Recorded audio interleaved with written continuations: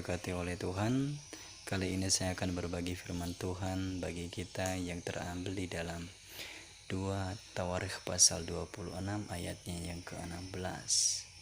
Firman Tuhan berkata, setelah ia menjadi kuat, ia menjadi tinggi hati, sehingga ia melakukan hal yang merusak. Ia berubah setia kepada Tuhan Allahnya dan memasuki bait Tuhan untuk membakar ukupan di atas mezbah pembakaran ukupan. Kisah ini menceritakan tentang Raja Uzia yang diberkati oleh Tuhan. Kalau kita melihat dari keseluruhan perikop ini, Uzia pada pertama kali perjalanan kepemimpinannya, ia mengalami berkat Tuhan yang luar biasa. Ketika selama hidupnya ia melakukan apa yang benar di mata Tuhan, ia hidup sesuai perintah Tuhan yang diajarkan oleh Nabi Zakaria supaya takut akan Tuhan. Maka firman Tuhan mencatat bahwa segala usahanya dibuat Tuhan berhasil. Bahkan ketika ia memimpin bangsa Israel untuk melawan musuh-musuh bangsa Israel, Tuhan membuat mereka mengalami kemenangan. Tetapi sebaliknya, setelah ia menjadi kuat, memiliki banyak tentara, memiliki banyak harta, Uzia berpaling dari Tuhan. Kalau dari awalnya ia hidup benar di mata Tuhan, ia hidup takut akan Tuhan, ia hidup seperti firman Tuhan. Namun sebaliknya, ketika ia menjadi kuat, ia menjadi tinggi hati, menjadi sombong, ia tidak menjadi berkat, tetapi melakukan hal-hal yang merusak. Dan firman Tuhan mencatat bahwa ia berubah setia kepada Tuhan. Hal ini juga bisa terjadi bagi siapapun yang hidup di dunia ini. Mungkin ketika pada awalnya hidupnya krisis, mengalami kehidupan yang serba kekurangan, seringkali manusia lebih tekun mencari Tuhan pada masa itu.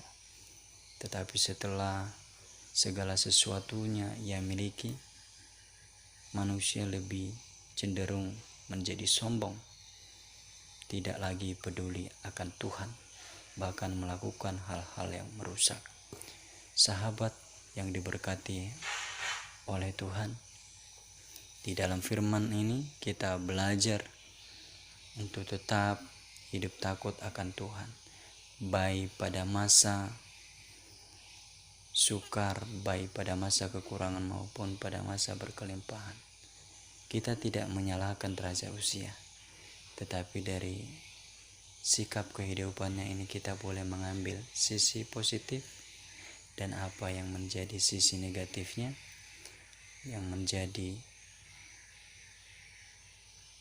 contoh atau menjadi evaluasi bagi kehidupan kita.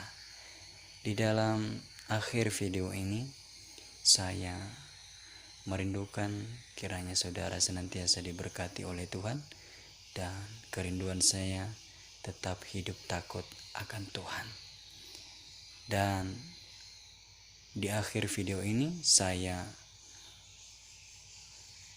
memberikan contoh beberapa orang di dalam video yang saya ambil juga di YouTube.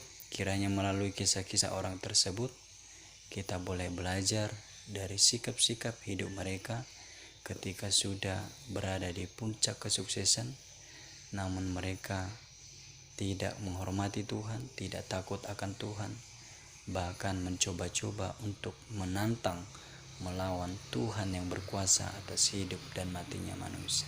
Kiranya Tuhan memberkati kita semua. Tuhan Yesus memberkati. Mulutmu adalah harimaumu.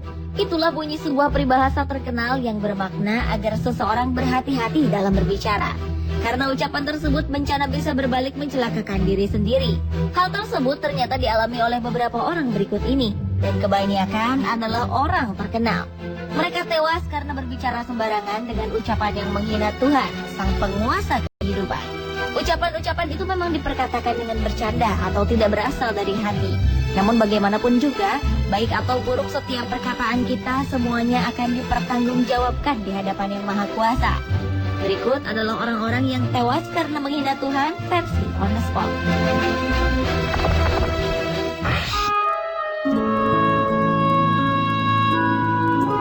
Sebuah tragedi menimpa seorang calon presiden asal Brasil, Tancredo Neves, yang terpilih melalui pemungutan suara pada tahun 1980. Saat kampanye, pria kelahiran 1910 ini pernah berkata bahwa jika ia memperoleh lebih dari 500.000 suara, tak akan ada yang bisa melengsarkannya dari jabatan presiden, bahkan Tuhan sekalipun. Tancredo Neves akhirnya memang berhasil memenangkan pemilu tersebut.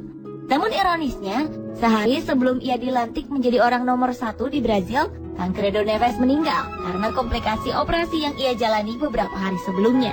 Dalam perjalanan hidupnya, Tancredo Neves memang tidak dilengsarkan dari jabatan kepresidenannya, melainkan ia terlengser dari dunia oleh kuasa sang penguasa kehidupan sebelum Tancredo Neves menyentuh kursi kepresidenan secara resmi.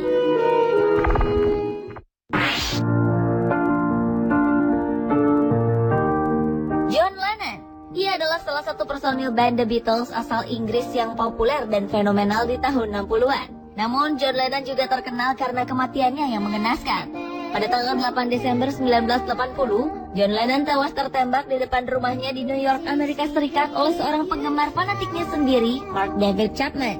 Beberapa tahun sebelumnya ketika tengah diwawancarai oleh media Inggris, Evening Standard, John Lennon pernah mengatakan bahwa ia dan The Beatles lebih terkenal dibanding Tuhan.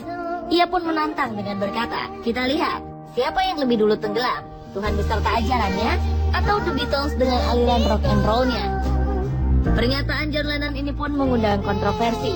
Para remaja yang marah dengan kalimat John Lennon itu kemudian membakar piringan hitam serta poster-poster The Beatles. Tahun 1970 The Beatles membubarkan diri lalu tenggelam. Sementara itu jauh sebelum The Beatles ada dan hingga selama-lamanya Tuhan Yang Maha Kuasa tetap ada. Penembakan yang dilakukan seorang penggemar John Lennon tersebut dianggap banyak orang sebagai akibat dari perkataannya yang menghina Tuhan.